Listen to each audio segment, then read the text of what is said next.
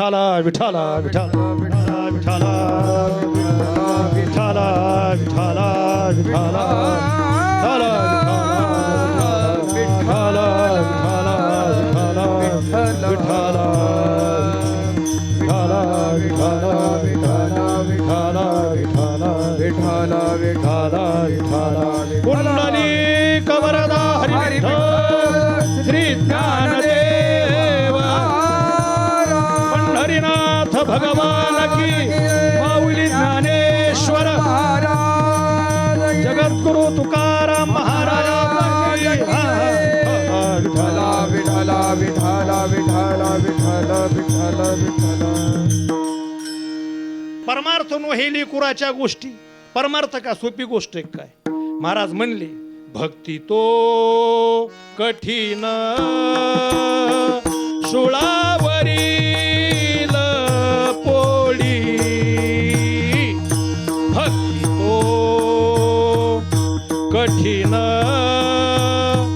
शुळावरील पोळी,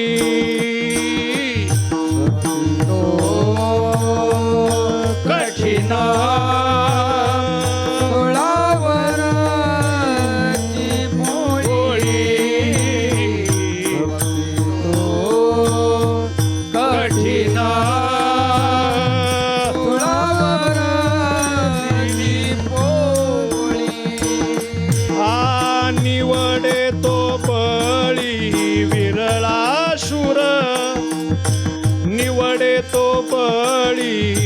विरळाशुर विरळाशुर विरळाशुर जेथे पाहे तेथे देखिता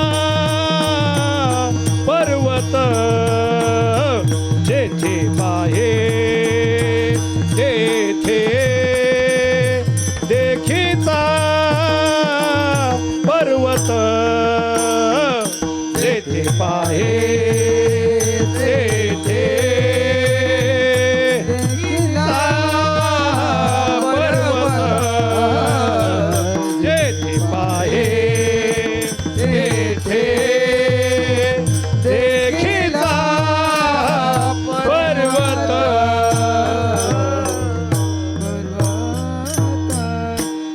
भक्ती कठीण आहे म्हणून संप्रदायात आल्यानंतर कीर्तनकारांनी सांभाळून राहायचं, सांभाळून बोलायचं, गायकांनी सांभाळून चाली म्हणायच्या, सिनेमातले गाणी त्याच्या चाली म्हणायचे नाहीत, आणि मृदंगाचार्यांनी कीर्तनाच्या बाजात वाजवायचं. म्हणून काय झालं ऐकतो तुम्हाला सांगतो राजा हो. साधू संतांच्या घरून कीर्तनाची मर्यादा आलेली आहे. कसं कीर्तन करावं? कीर्तन करमणुकीचा विषय नाही. आज आपल्या खांद्यावरती उत्तरदायित्व आहे संप्रदायाच्या कीर्तन परंपरेचं. जर मनोरंजन झालं नाही आणि काही कीर्तनाला गेलेले श्रोते त्यांना वापस आल्याने विचारलं ना कसं काय कीर्तन झालं, तर तो म्हणतो तमाशासारखं नाही गाड्या झालं. कीर्तन तमाशासारखं नसतं राजा. व कीर्तन ही ज्ञान उद्धाराची पवित्र गंगोत्री आहे. विठाला विठाला विठाला विठाला विठाला विठाला विठाला. काही मनोरंजनाचं कीर्तन आहे ते संप्रदायाला आणि संताला अपेक्षित नाही. काय कायचं कीर्तन त्याच्यात खगोल आहे, भूगोल आहे, इतिहास आहे, पुराण आहे, वेदांत शास्त्र आहे, सगळं आहे. कीर्तन आहे पण सांगणाऱ्या कीर्तनकाराचं वर्तनच नीट नाही. ते कीर्तन सुद्धा काही कामाचं नाही. कीर्तनही असावं आणि वर्तनही असावं. महाराज म्हणले तैसे संत जगी आणि क्रिया करोनी दाविती अंगी. मी कीर्तना सांगतो विडी ओढणं अवघड आहे. सगळे विड्या सोडा, तंबाखू सोडा, आणि स्टेजच्या खाली आलं कीच मी म्हणतो हाय का चुना. अशी जर परिस्थिती असेल तर समाज सुधारत नसतो. कीर्तनकाराचा आचार, कीर्तनकाराचा विचार आणि कीर्तनकाराचा उच्चार नीट असावा. त्याने आचाराच्या बाबतीत, विचाराच्या आणि उच्चाराच्या बाबतीमध्ये सांभाळून राहावं. विठाला विठाला विठाला विठाला विठाला विठाला. आणि श्रेष्ठ कीर्तन कोणतं आहे तर जे कीर्तन श्रोत्याच्या अंतःकरणाला पीळ पाडतं, त्याला अंतर्मुख करतं, आणि काहीतरी सुधारणा करत महाराज म्हणले आनंदाची पुष्टी अंगी श्रोती संगी उद्धरती. हे कीर्तन श्रेष्ठ आहे म्हणून कीर्तनकाराने सांभाळून राहावं. आता कीर्तन आणि वर्तन जे मी बोललो का पुन्हा जबाबदारीने 2-3 वाक्य बोलतो.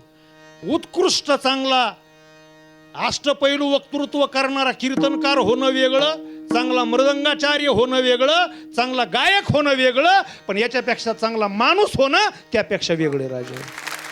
चांगला कीर्तनकार गायक वादक होण्यापेक्षा चांगला माणूस अगोदर व्हा. आता बऱ्याचशा कीर्तनाला लोक इतके खुश होतात, मंडपात कीर्तन होऊन कीर्तनकार गेले की अर्धा तास चर्चा, काय कीर्तन झालं. पण 15 मिनिटांनी लगेच कीर्तनकाराची गाडी मंडपात येते.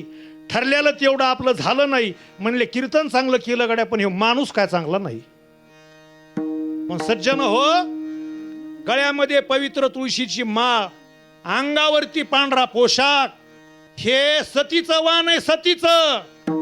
म्हणून संप्रदायात येणं त्यापेक्षा आल्यानंतर त्या माळीला ड्रेसला सांभाळून राहणं ही काळाची गरज आहे. कारण जगात वारकरी पंथासारखा पंथ नाही, ज्ञानोबाऱ्या तुकोबाऱ्या सारखे संत नाहीत, आणि गाथा ज्ञानेश्वरी सारखे ग्रंथ नाहीत. विठाला विठाला विठाला विठाला विठाला विठाला.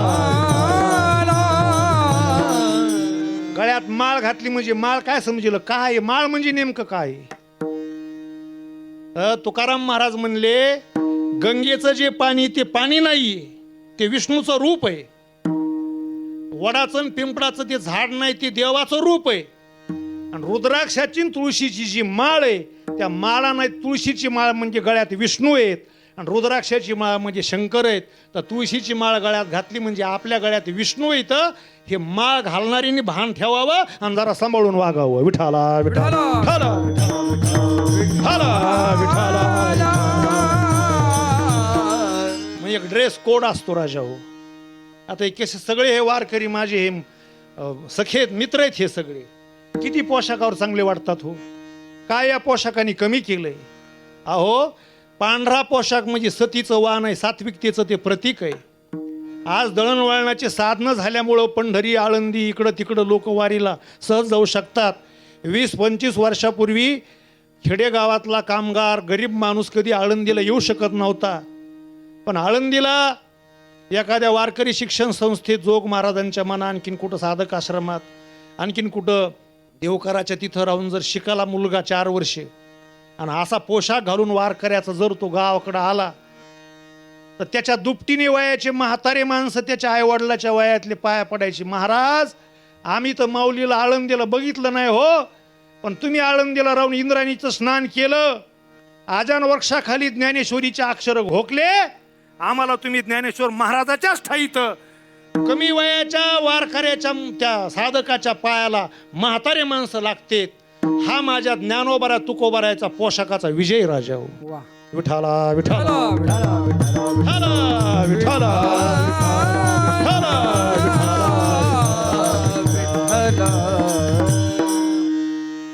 पूर्वी एक माणूस ग्रामीण भागातला मुलीचं लग्न पुढं होतं म्हणून त्यांनी काय सोनं खरेदी केलं आणि बसने एका स्टॉपला उतरला. तिथून 5-6 किलोमीटर वरती त्याचं गाव, आणि रस्त्यामध्ये वाटेत दरोडेखोराच्या टोळ्या होत्या पूर्वीच्या काळात. हा माणूस सोनं घेऊन आलेला आहे, याला आता लुटायला पाहिजे म्हणून 4-5 चोरं दरोडेखोर टपूनच होते. लगेच ह्याच्यावर झडप टाकली, पण त्यांना आपल्या ताकदीने बाजूने सारून हा माणूस पळाला. लुटलं तर म्हणला पुन्हा सोनं भेटायचं नाही. ते 4-5 चोरं त्याच्या मागं पळत होते, पण हा माणूस वेगात पळाला. मग हा सापडत नाही म्हणून पळणारे चोर हुशार. त्यातला एक चोर मागं झाडावर चढला आणि झाडाच्या शेंड्यावर जाऊन त्यांनी शिट्टी वाजवली, म्हणजे पुढच्या आपल्या कॅप्टनला, मोहरक्याला त्यांनी सावध केलं. दुसरी शिट्टी वाजवली म्हणले माणूस का सापडायचा नाही, तुम्ही एकटेच इथं. मग पुढचा जो मोहरक्या होता त्यांनी लगेच असा वारकऱ्याचा पांढरा पोशाख धारण केला, ऊर्ध्व पुंड्र, गंध लावला, टोपी घातली आणि एक चटई आसन टाकून पुढे ज्ञानेश्वरी मांडून बसला. हा पळत जे माणूस आला, याला वाटलं हे महाराजाचा आश्रम आहे का. अहो म्हणला, महाराज माझ्या मुलीचं 2 दिवसावर लग्न आलंय, माझ्या पाठीमागं 5-6 दरोडेखोर लागले, तर एवढं सोनं तुमच्यापाशी ठेवतो बाबा, तुम्ही महाराज आहेत, वारकऱ्याचा पोशाख तुमच्या अंगावर आहे, मी माग झाडीत दडून बसतो, चोर गेले की माझं सोनं मला परत दे. चोराच्या मोहरक्यापाशी सोनं ठेवलं या माणसाने, आणि मागून हे चोर आले म्हणले हे तर आयतच जाळ्यात अडकले म्हणले. आता पण अर्धा पाऊण तास वारकऱ्याचा महाराजाचा पोशाख अंगावर घातल्यानंतर आणि या पोशाखामुळे या माणसाने ओळख नसताना माझ्याजवळ एवढं 10-5 तोळे सोनं ठेवलंय. त्या चोराचा कॅप्टन आहे, त्याच्या बुद्धीत फरक पडला आणि आपल्या आलेल्या चोराला तो म्हणला बाबा आपल्याला कुठेही चोऱ्या करता येत्या ना, पण माझ्यावर नाही. पण हा ज्ञानोबाऱ्या तुकोबाऱ्याच्या ड्रेसवरती, ह्या पोशाखावरती विश्वास ठेवलाय. त्याला मागून बोलवा आणि सोनं द्या. चोराला कळत या पोशाखाची उंची कमी होऊ देऊ नये. विठाला विठाला विठाला विठाला विठाला विठाला विठाला. म्हणून आपल्यावरती जबाबदारी तलवारीच्या धारेवून चालल्यासारखं सतीचं वाण आहे राजा. वारकरी होणं आणि महाराज होणं म्हणजे, म्हणून तुकाराम महाराज म्हणले झालात गायक, झालात वादक, झालात वारकरी, झाला कीर्तनकार, पण संभाल यारा. मित्रा जरा सांभाळून राहा. आणि कशात सांभाळून राहा? उप्पर तले, उप्पर या जिभेला सांभाळा. कारण देवाने इंद्रिय देताना आपल्याला कान 2 दिलेत आणि तोंड 1 दिलं. याचा अर्थ असा आहे 2 कान दिलेत म्हणजे जास्तीत जास्त ऐका, आणि 1च तोंड दिले म्हणजे कमीत कमी बोला. पण माणसं ऐकत येत कमी, बोलत येत जास्त. आणि सांगूच तुम्हाला, आज माणूस नैसर्गिक, राजकीय, सामाजिक, नशिबाच्या, प्रारब्धाच्या दुःखापेक्षा त्याचं तोंड नीट नाही म्हणून जास्त दुःखी. विठाला विठाला विठाला विठाला विठाला विठाला. तुम्हाला बगळा नावाचा प्राणी माहिती, पोपट सुद्धा माहिती, पण इमानदारीने सांगा, बगळा नावाचा प्राणी त्याला कुणी पकडलंय आणि पिंजऱ्यात बंद केलंय असं कधी झालंय का? बगळ्याचा रंग कसा असतो? पांढरा. म्हणजे बगळे कधी पिंजऱ्यात अडकतच नाहीत असा त्याचा दुसरा अर्थ आहे. बगळा पिंजऱ्यात अडकत नाही, बगळ्याला पिंजऱ्यात का टाकीत नाही त्याचं कारण आहे बगळा बोलत काहीच नाही, मौन धारण करतो. पण कोकिळान पोपट गोड बोलत असल्यामुळं, पोपट तर लय गोड बोलतो आणि त्याच्यातल्यापेक्षा जुन्या पोपटापेक्षा नवीन पोपट तर महाराष्ट्रालाच येड लावतो बाबा. त्याच्यामुळं त्या पोपटाला मैनेला माणसं कोकिळेला उचलून पिंजऱ्यात टाकतात, तर बोलल्यामुळं ते बंदीत पडतात. आणि बगळा गप बसल्यामुळं मोकळा हिंडतो.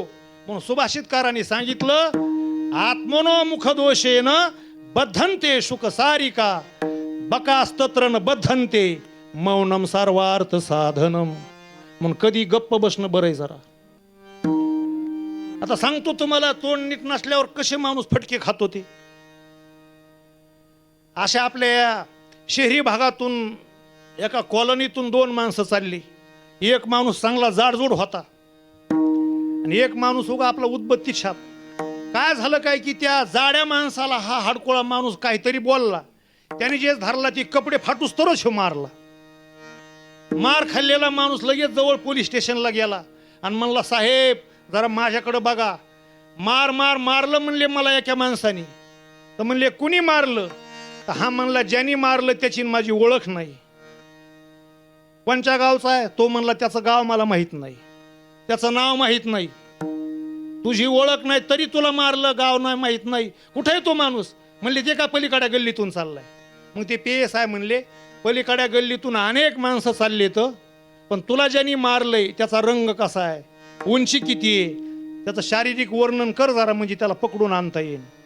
तर मार खाल्ल्याला माणूस जास्तच थरथर कापायला लागला. म्हणला, साहेब त्याच्या नुसत्या तोंडाचं वर्णन केलं तर त्याने इतकं हाणलंय म्हणले मला, आणि सगळ्या शरीराचं वर्णन केल्यावर तर लाकडं गोळा करायचंच काम आहे. म्हणले काय वर्णन केलंस त्याच्या तोंडाचं? म्हणले आम्ही बरोबर चालताना मी त्याच्याकडे बघितलं आणि त्याला म्हणलो, काय चाललंय माकड तोंड्या? बघा हे आता एखाद्या अनोळखी माणसाला तुम्ही माकड तोंड्या म्हणल्यानंतर तो नाही कपडे फाटूस तर हाणायचा. हे जे दुःख वाट्याला आलं, हे वाचा नीट न सांभाळल्यामुळं आलं. विठाला विठाला विठाला विठाला विठाला विठाला विठाला. आमचे साधू संत ते म्हणले बोलण्याची नाही, बोलण्याची नाही, बोलण्याची नाही, बोलणे नाही. आता देवा विन काही, आता देवा विन काही,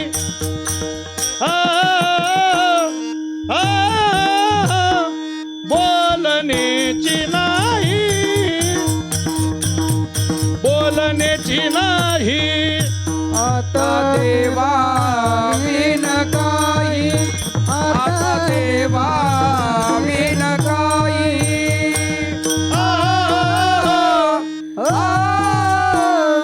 बोलण्याची नाही, बोलण्याची नाही. ते देवाशिवाय काय संत बोलत नाहीत आणि आपण देवाशिवाय सगळं बोलतो. फरक हाच आहे. त्यातल्या त्यात पुन्हा एक वाक्य सांगतो. पुरुष म्हणजे दोन्ही कानाने ऐकतात आणि 2-3 दिवस तरी पोटात ठेवतात.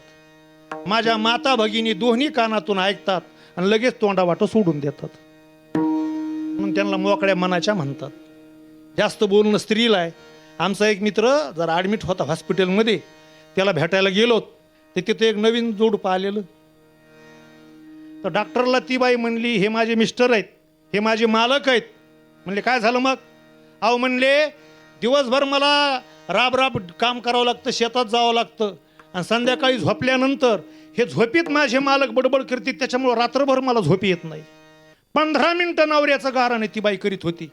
डॉक्टर म्हणले तुमच्या मिस्टरला काहीच झालं नाही, तुम्ही घरी जा, ते नीट होते ना. म्हणले तुम्ही तपासलं नाही, इंजेक्शन नाही, गोळी नाही, काही नाही. हो म्हणले त्यांना रोगच नाही काही. जागा असताना तुम्ही त्यांना 10-5 वाक्य दिवसा बोलू देत जा, म्हणजे संध्याकाळी ते बोलायचे नाहीत. पण तुम्हीच दिवसभर इतकं बोलतात की त्यांना तोंड उघडायला चान्स, संधी भेटत नसल्यामुळं, नाईलाजाने झोपल्यामुळं, झोपतानीच ते संकटकाळी बाहेर पडण्याचा मार्ग झोपेत बडबड करतात. असं काही काहीचं बोलणं अवास्तव आहे. म्हणून माणसाने जीभ आवरावी. विठाला विठाला विठाला विठाला विठाला विठाला जीभ आवरावी, डोकं आवरावं, वासना आवराव्यात आणि आपापली जबाबदारी पार पाडावी. आपण या देशाचं काही देणं लागतो. म्हणून एक वाक्य सांगतो, जीवनात बऱ्याचदा नवीन मिळवण्यापेक्षा आहे ते सांभाळणं आज गरजेचं आहे. वाडवडिलांनी घर बांधले, वाडवडिलांनी जमीन मिळविलेली. तुम्हाला जमीन नाही घेता येत, पण आहे ती जमीन टिकवान पुढच्या पिढीला तुम्ही द्या. कारण तुम्ही ती कमविलेली नसल्यामुळं मागच्या पिढीचं पुढच्या पिढीला देणं सांभाळून हे तुमचं उत्तरदायित्व आहे. नाही तर काय काय पठ्ठे 1 जानेवारीला पार्टीला बसले, एका खंब्यामध्ये 1 एकर घालायला बसले. तर विठाला विठाला विठाला विठाला विठाला विठाला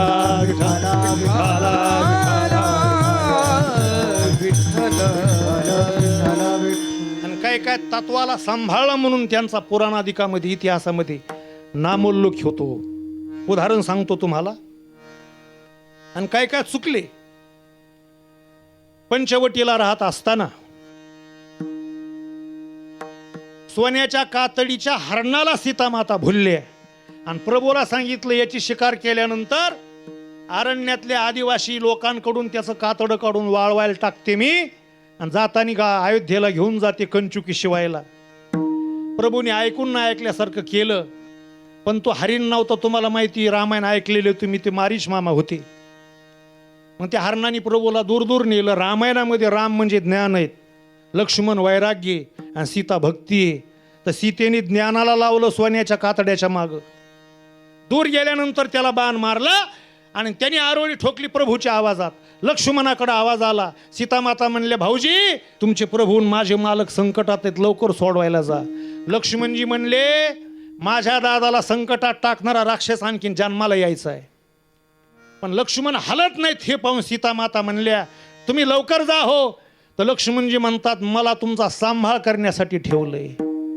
तर सीतामाता म्हणल्या, जा, माझा सांभाळ करायला मी समर्थ आहे. आता काय झालं, या भक्तीने वैराग्यालाही घालवलं, ज्ञानालाही घालवलं. पण ज्ञान वैराग्य रहित जी भक्ती असते तिचा अपहरण अहंकार रूपी रावण केल्याशिवाय राहत नाही. म्हणून देवाची बायको म्हणली मला कुणाची गरज नाही, मी एकटी राहू शकते. आणि रामायण ग्रंथ साक्षीला एकटा सीता मातेला राहता आलं नाही. राजा रावण आला आणि सीतेला घेऊन गेला. देवाची बायको एकटी राहू शकत नाही. आजच्या समाजातल्या शिकल्या सवरलेल्या मुली माता भगिनी एकट्या कशा राहू शकतात? कुणाचं तरी रक्षण तिला असावं. आणि मग सीता मातेला रावण पुढं होता, लक्ष्मणाचा अपमान केला, रामाला त्या हरणाच्या पाठीमागं लावलं आणि त्याच्यामुळं चोड बसली आणि सीता मातेला राजा 6 महिने राजा रावणाच्या बंदीत राहावं लागलं. म्हणून खरा साधू आहे तो ओळखून नाही आला. आणि खोट्या भगव्या कपड्याच्या साधूला सीता मातेने साधू मानलं, इथं त्या चुकल्या. विठाला विठाला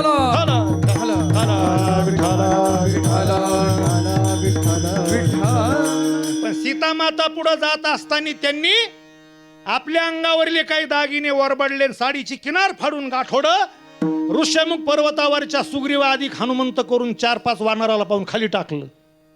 हनुमंतरायांनी उडी मारली होती पण ते विमान राहिलं खाली, ह्यांची उडी जरा वर गेली. मग ज्यावेळेस रामाची आणि सुग्रीवाची मैत्री झाली तर सुग्रीवानी सीतेने टाकलेलं दागिन्याचं गाठोडं ढकललं. असं म्हणले वळखाई तुमच्याच पत्नीचे दागिने आहेत का? दक्षिण दिशेने त्या पुष्पक विमानात घेऊन रावण घेऊन गेलाय बाबा. लक्ष्मणाकडं गाठोडं ढकललं रामाने, ते गाठोडं सोडलं लक्ष्मणाने आणि त्याच्यात बरेच दागिने होते पण पायातले चैन जोडवे नुपूर हे पायातली चैन हे घेतले. म्हणले दादा हे माझ्या भाभीचे तर दागिने. अरे लक्ष्मणा हे कानातले कुंडल, केसातले केयूर हे बाकीचे दागिने सीतेचेच आहेत ना. तर लक्ष्मणजी म्हणले दादा मला माफ करा, रोज स्नान झाल्यानंतर तुमचं दर्शन घेतल्यानंतर भाभीचं दर्शन घेण्याच्या निमित्ताने घोट्यापासून खालीच फक्त त्यांच्या पायाला मी पाहिलेलं आहे. एवढा सांभाळून राहणारा लक्ष्मणासारखा संत त्यांचा अपमान झाला म्हणून सीतेच्या वाट्याला राजा हो 6 महिने रावणाच्या बंदिवासात राहण्याची वेळ आली. विठाला विठाला ठाला विठाला विठाला विठाला ठाला विठाला. आता तुम्ही ज्या क्षेत्रात जसे वारकरीत महाराज येतं तसं डॉक्टरेट क्षेत्रामध्ये तुम्हाला पुन्हा रामायणात नेतो थोडंसं. डॉक्टरेट क्षेत्रामध्ये तुम्ही असताना डॉक्टरनी सांभाळून राहायचं. आचार विचार उच्चार नीट असावा. डॉक्टर मनानी बुद्धीने पवित्र असावा. पैसा कमवणं हे त्याचं ध्येय नसावं. आणि आपल्याकडं पेशंट म्हणून वैरी जरी आला तर डॉक्टरचा धर्म हा आहे त्याला त्यांनी दुरुस्त करूनच लावावं. आणि पुन्हा वेळ आली तर रस्त्याला धरून भांडण का खेळणार. पण आलेला तुमच्या दारातला तो तुमचा वैरी नाही तर एक रोगी आहे असं समजायचं असतं. लक्ष्मणाला ज्यावेळेस शक्ती लागली हनुमंताला त्या जांबवंतांनी विचार केला ह्यांना उठवणारा नाडी परीक्षा करणारा फक्त सुसेनच आहे. विठाला विठाला विठाला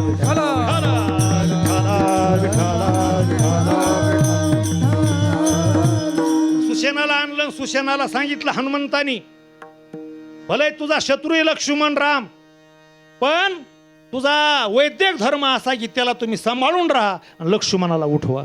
सुसेनाने नाडी परीक्षा केली. द्रोणगिरी पर्वतावरल्या वल्ल्या सांगितल्या. हनुमंतराने त्या आणल्या. त्याचा काढा करून छातीत भरल्या. रक्ताभिसरण संस्था पूर्ववत झाली. लक्ष्मणजी उठले आणि रावणाला राग आला. आपला सुसेन आहे पण त्यांनी लक्ष्मणाला ट्रीटमेंट दिली.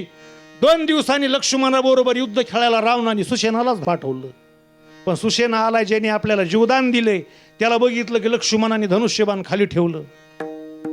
हनुमंतराय म्हणतात लक्ष्मणजी शत्रू असला तरी त्याला दुरुस्त करणं हा त्या राजवैद्याचा धर्म आहे. त्यांनी तो सांभाळला. पण तुमच्या समोर आला ह्यांनी जीवदान दिले म्हणून याला तुम्ही जीवदान देणं हा तुमचा क्षत्रिय धर्म नाही. ह्याला तुम्ही सोडला असतं तरी हरकत नसतं. पण हा दुष्ट असलेल्या रावणाचं समर्थन करतोय म्हणून याला तुम्हाला मारावं लागल. मग लक्ष्मणाच्या हातात हनुमंताने धनुष्यबाण दिलं आणि 2 दिवसापूर्वी जीवदान दिलेल्या सुसेनाचा लक्ष्मणाने शिरच्छेद करून आपला क्षत्रिय धर्म पाळला. विठाला विठाला विठाला विठाला विठाला. तसं फार मोठं चिंतन आहे. असे जे वेगवेगळे धर्म आहेत ते सगळे आपण सांभाळायला हवेत राजा हो. आता मित्राचा धर्म सांगतो. मुघलांचं ज्यावेळेस इथं आक्रमण झालं आणि पृथ्वीराज चव्हाण दिल्लीच्या तख्तावर होते. मुघलाबरोबर त्यांचा संग्राम सुरू होता आणि त्यांचा सामंतराय नावाचा मित्र त्या रथात होता पृथ्वीराज चव्हाणांच्या. असं घनघोर युद्ध सुरू झालं. नुसतं रक्ताचं पाणी व्हायला लागलं, रक्तासारखं मांसाचा चिखल झाला. घोडे मारले गेले, रथ कोसळला. पृथ्वीराज चव्हाणाला इथे एक बाण लागला आणि ध्वजस्तंभाला चक्कर येऊन ते पडले. सारथी मारला गेला. पण सामंतराय नावाचा जो मित्र होता तो खाली उतरला की घोडेस्वार आला आणि दोन्ही मांडीवरती 2 तलवारीचे सपासप वार केले. खाली कोसळला तो सामंतराय. काय करावा, शुकशुकाट झाला युद्धामध्ये. आणि थोड्या वेळाने 10-5 गिधाडाचं टोळकं तिथं आलं आणि चक्कर येऊन मूर्छित पडलेल्या पृथ्वीराज चव्हाणाच्या दिशेने जाऊ लागलं. गिधाडाला काय ते तोडायलाच बसलेले असते. पण मी त्यांचा मित्र या नात्याने, सखा या नात्याने जवळ असताना एवढ्या मोठ्या राजाला गिधाडाने तोडणं म्हणजे बरं नाही. त्यांनी एक बरच्या पडलेला होता जवळ घेतला आणि गिधाडाला फेकून मारला. गिधाडाने 2-2 फूट उड्या मारल्या आणि पुन्हा खाली बसली. अरे म्हणले हे उडून जात नाहीत. मग बाजूची तलवार त्यांनी घेतली. म्हणले आता पृथ्वीराज चव्हाणाकडे जाण्यापासून या गिधाडाला कसं रोखायला पाहिजे. तर त्यावेळेस एक उपाय त्यांना सुचला. त्यांनी त्या तलवारीने आपल्या मांडीला साळायला सुरुवात केली. एक मांसाचा तुकडा तलवारीने साळला आणि 4-5 गिधाडं होती. त्या वखवकल्या भुकेलेल्या गिधाडा पुढं मांडीचा मांसाचा तुकडा फेकला.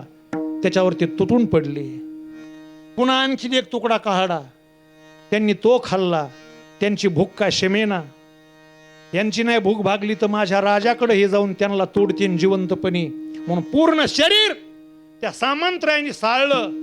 किंशुकासारखं, पावसाच्या झाडासारखं लाल बुंद शरीर सामंतरायचं झालं. आणि मदतीसाठी युद्धात ज्यावेळेस पृथ्वीराज चव्हाणची मुलं वगैरे आले, बेशुद्ध पडलेल्या आपल्या वडिलाला तोंडावर पाणी शिंपडून त्यांनी सावध केलं. तर त्यावेळेस हसत हसत सामंतराय म्हणला, माझा मित्रत्वाचा धर्म मी पाळला आणि गिधाडांना चोचीनी राजाच्या अंगाला मी हात लावू दिला नाही. हसत हसत राजावर त्यांनी देह ठेवला.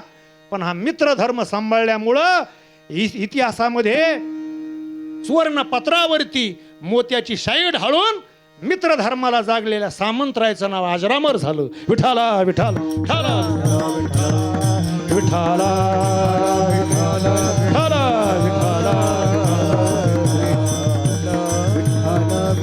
आणि कधी कधी पुन्हा बारकावा सांगतो, कधी कधी माणूस सांभाळून राहतो जीवनभर आणि थोड्या टायमासाठी त्याचा पाय घसरतो. म्हणून जनाबाईचा अभंग आहे, पुण्यवंत पाताळ लोकी नेला.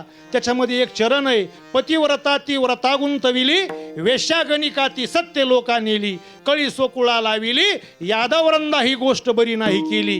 तर गणिका नावाची वेश्या ती ह्या वेश्येच्या शरीराला कशी काय आली, तर त्याचं कारण आहे तिचा सुद्धा पाय वाकडा पडला होता, म्हणजे वासना बिघडली होती.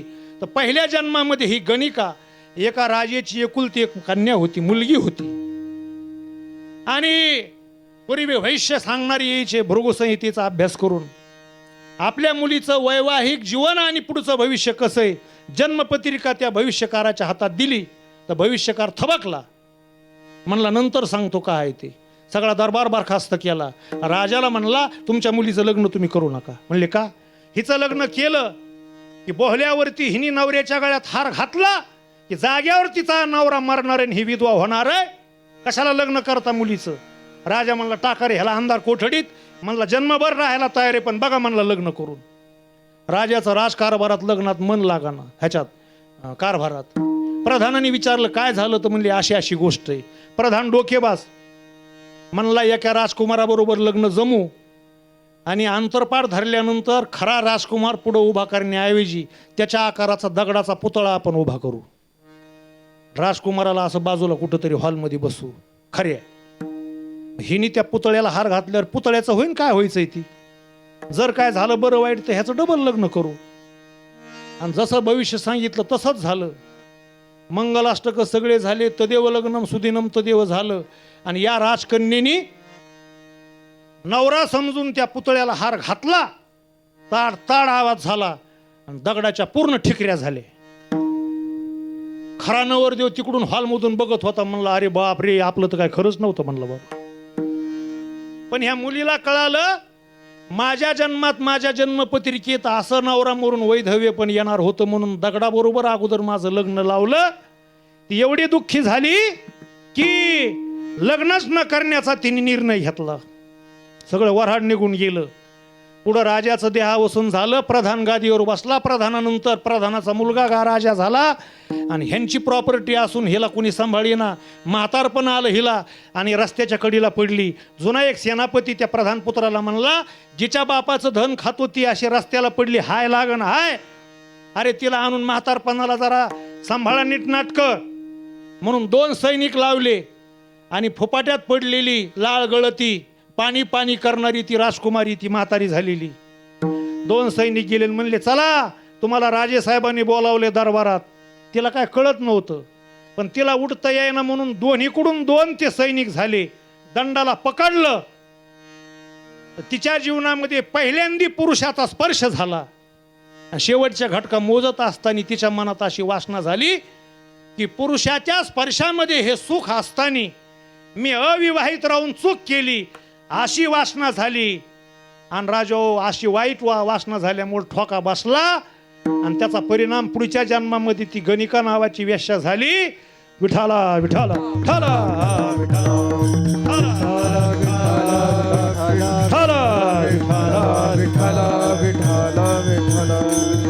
आणि आणखीन कशाला सांभाळून राहा तर परमार्थ करणाऱ्या साधकाला नजर करे सोही राखे पशवा जाणे जावे लूट. तर नजर असते, अभंग सोडवण्याची नजर असते, गायनाची नजर असते, मृदंगाची नजर असते. तसं कोणत्या नजरेने आपल्याकडं कोण बघतं याची नजर असते. म्हणून स्त्रीच्या जीवनामध्ये तिला नजर कळावी. नजर रस्त्याने वागत असताना कुणाची सभ्य नजर आहे, कुणाची वासनांद नजर आहे. आणि फक्त बाहेरच्याच नजरा नाही, कधी कधी कुटुंबात सुद्धा काही काय स्त्रिया सुरक्षित नसतात, जवळच्याची सुद्धा तिला नजर करावी. तर नजर नाही कळाली तर लूट होते राजावर लूट.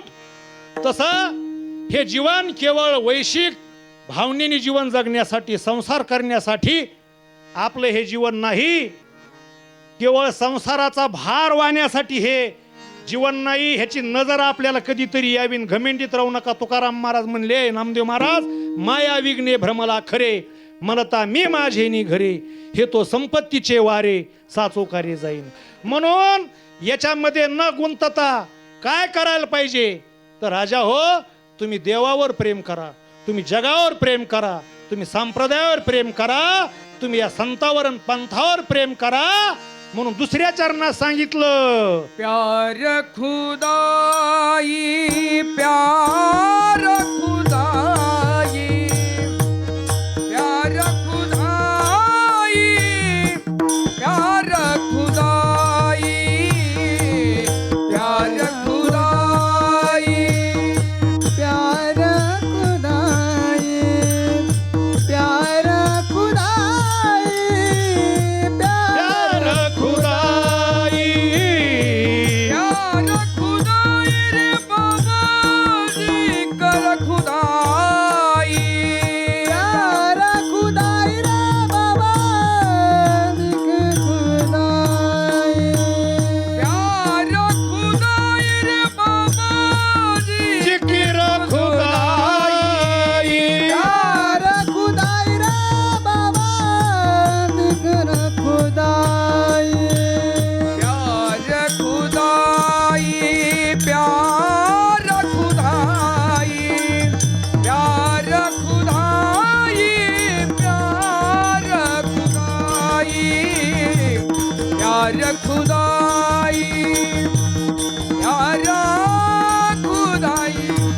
प्यार खुदाई प्यार खुदाई प्यार खुदाई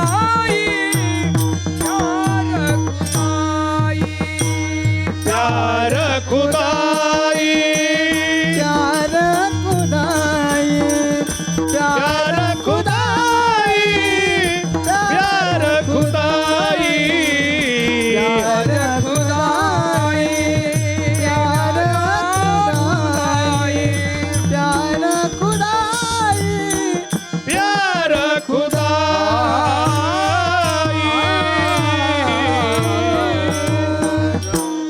ओ प्यार खुदाई प्यार खुदाई प्यार खुदाई प्यार खुदाई रे बाबा जिकिर खुदाई, 4 वेळेस प्यार खुदाई शब्द आहे. म्हणून तुम्ही प्रेम करा, देवावरती प्रेम करा. ऐका जरा, अगोदर स्वतःच्या शरीराला त्रास न देता स्वतःवर प्रेम करायला शिका. काही काही माणसं दुसऱ्याला त्रास देत नाहीत, तेवढा स्वतःच्या शरीराला त्रास देतात. राजा विनाकारण 3-3 दिवसाचे उपवास. अरे किडन्या फेल होऊन मरताना पुढे कीर्तन भजन तसेच राहते ना. विठाला विठाला विठाला विठाला विठाला विठाला विठ्ठला. तुकाराम महाराज म्हणले, शरीर दुःखे न द्यावा भोग, न द्यावे सुख, न करावा त्याग. शरीर ओखटेना चांग, तुका म्हणे वेग करी हरिभजनी. शरीर उत्तम चांगली, त्याच्यातलं शेवटचं चरण आहे. म्हणून शरीराला जास्त भोगही द्यायचा नाही, शरीराला तकलीफही द्यायची नाही, असं मधून चालायचं. आता आपल्या बाबाच्या हातात विणा येतो. आता विण्याच्या तारा एकदम सैल केल्या, ढिल्या केल्या तरी स्वर लागत नाही. तसं लई इंद्रियाला आणि शरीराला ढिलं सोडायचं नाही. आणि विण्याच्या तारा सैल करून स्वर लागाना म्हणून एकदम खुट्या पिळल्या आणि एकदम ताणल्या तरी स्वर लागत नाही. म्हणून आती ताणूनही जमत नाही ना आती ढिलं सोडूनही जमत नाही, मधला मार्ग लागतो. तसं शरीराला जास्त सैलही सोडायचं नाही आणि शरीराला जास्त ताणही द्यायचा नाही. म्हणून ह्याला जपायला शिका. विठाला विठाला विठाला विठाला विठाला विठाला.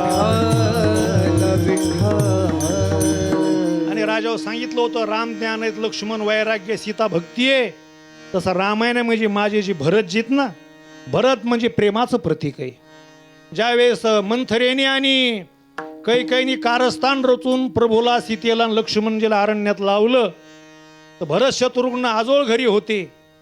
दशरथ राजे राम गेल्यानंतर त्यांचं अति तीव्र दुःखाने देहावसन झालं आणि सुमंत प्रधान भरताला आणि शत्रुघ्नाला आणायला गेले. काही बोलत नव्हते, रस्त्याने अपशकून व्हायला लागले. आणि अयोध्येत आल्यानंतर तीनही माता खाली माना घालून बसलेल्या आपल्या. तिघीच्याही कपाळाला कुंकू नाहीये, तेलाच्या द्रोणामध्ये दशरथ राजाचं प्रेत टाकलेलं आहे. असं हे पाहिल्यानंतर भरतजीला हे दुःख अनाकलनीय होतं. फार रडू लागली भरतजी. आणि एवढ्या दुःखाच्या वेळेस माझे दादा इथं नाहीत प्रभू, माझी भाभी नाही, माझे लक्ष्मणजी नाहीत, म्हणून एवढं दुःख झालं, माझं पितृछत्र हरवलं, कुठे आहेत माझे दादा. सुमंतांनी सांगितलं ते वनवासाला गेलेत म्हणून तर पितृछत्र हरवलंय. सगळं सांगा. सगळं सांगितल्यानंतर इतकं रामावर प्रेम भरताचं, ज्या मंथरेमुळे हे घडलं, तिच्या कमरामध्ये तर शत्रुघ्नाने लाथ मारली, वाकडी केली ती मंथरा. आणि आपल्या आईची निर्भत्सना केली कैकेयीची. देवावर प्रेम होतं कैकेयीचं म्हणून प्रल्हादे जनकू बिभीषणे बंधू आणि राजमाता निंदू भरती केली. विठाला विठाला विठाला विठाला विठाला विठाला. आणि कौसल्या मातीपाशी जाऊन माझी भरतजी रडायला लागली. आणि मिठी मारून म्हणतात, आई साहेब, आजवर घरी राहून रामाला अरण्यात लावायचे सूत्र मी हलविलेत का काय, कट शिजविलं का काय, असं तुम्हाला वाटू देऊ नका. आजही माझ्या दादावरती प्रेम आहे, मी गादीवर बसणार नाही. म्हणून सगळ्याला सोडून भरतजी, इतकं रामावर प्रेम होतं, प्रेममूर्ती असलेले भरतजी चित्रकूट पर्वताकडे निघाले. राजा हो, भरत चला रे आपने भैया को बुलाने, भैया को बुलाने अपने दादा को बुलाने. भरत चला रे अपने भैया को बुलाने. चित्रकूट पर्वतावरती भावाभावाची भेट झाली आणि मी पुन्हा अयोध्येला जाणार नाही, तुमच्या बरोबर राहणार असा निश्चय भरताने केला. राम म्हणतात, अरे भरता, राजाशिवाय राज्य शून्य ठेवणं म्हणजे पराक्रमण होत असतं. जा परत तू. म्हणले, मी गादीवर बसणार नाही. नुसतं मी गादीवर बसणार आहे माझं नाव घोषित केलं तर तुमच्या वाट्याला दादा हा वनवास आला. आणि मी जर गादीवर बसलो तर तुमचं काय होईन, इतका मी वाईट आहे, गादीवर बसणार नाही. रामाने आपल्या पायातल्या पादुका काढल्या. अनेक रामायणात वर्णन आहे. त्या पादुका म्हणजे एक पादुका म्हणजे सीता आणि एक पादुका म्हणजे राम. आणि त्या पादुका डोक्यावर घेऊन भरताला परत लावलं. राजसिंहासनावरती भरतानी पादुका मांडल्या आणि नंदीग्रामला रामायण सांगायला भरत थांबले. तुलसी रामायण आहे, भावार्थ रामायण आहे, मार्कंडे रामायण आहे, शिवपार्वती रामायण आहे, हनुमत रामायण आहे, अध्यात्म रामायण आहे, आनंद रामायण आहे. तसं नंदीग्रामला भरताने थांबून सातू नावाची जी वनस्पती आहे, गाईच्या गोमूत्रामध्ये संध्याकाळी भिजू टाकायची आणि भिजलेले सातू गोमूत्रातले सकाळी भरताने खायचे आणि अयोध्येतल्या लोकांना नंदीग्रामला रामकथा सांगायची. म्हणून ऋषीमुनींनी पाहिल्यावर ऋषीमुनी डसडस रडले आणि रामाला जाऊन अरण्यात निरोप सांगितला, देवा अरण्यामध्ये राहून जेवढा तुमचा वनवास आणि त्याग नाही त्याच्यापेक्षा 10 पट त्याग आणि वनवास नंदीग्रामला राहून भरताच्या वाट्याला आहे. आणि शेवटी युद्ध संपलं, रावण मारला आणि कामाग विमानामध्ये बसून निघाले. तर तरी राम म्हणले, भरताला जर अयोध्या आवडली असलीच, हनुमंता तू जा, आणि भरत जर गादीवर बसायला तयार असला तर मी इकडंच कुठं राहीन. माझ्या आईची इच्छा होती भरताने गादीवर बसावं. पण हनुमंतरायाने एका म्हाताऱ्याचं रूप धारण केलं. तर वेळ होत आलती रामाची येण्याची. वेळ जर झालीच, उशीर जर झालाच, तर वाळलेलं लाकडं जमा करून ती चिता पेटवली आणि 3 वेडे मारून उडी मारायची. पण गादीची अपेक्षा करायची नाही. एवढं भरताचं रामावर प्रेम होतं. 2 वेडे पूर्ण झाले आणि 3रा वेडा पूर्ण करून उडी मारायची रामनाम घेऊन. की असा हात धरला हनुमंतरायाने, हातच सुटाना. म्हणले म्हातारा माणूस आहे पण हातले पकाड धरलाय. कोण आहेत? म्हणले जय सियाराम, मी बजरंग बली. तुम्ही काय नाही, तुमचं रामावर किती प्रेम आहे हे पाहिलं. म्हणून तुम्ही जीवनामध्ये भरतासारखं देवावरती प्रेम करावं, प्रेम घ्यावं आणि प्रेम द्यावं. विठाला विठाला विठाला विठाला विठाला विठाला विठाला विठाला.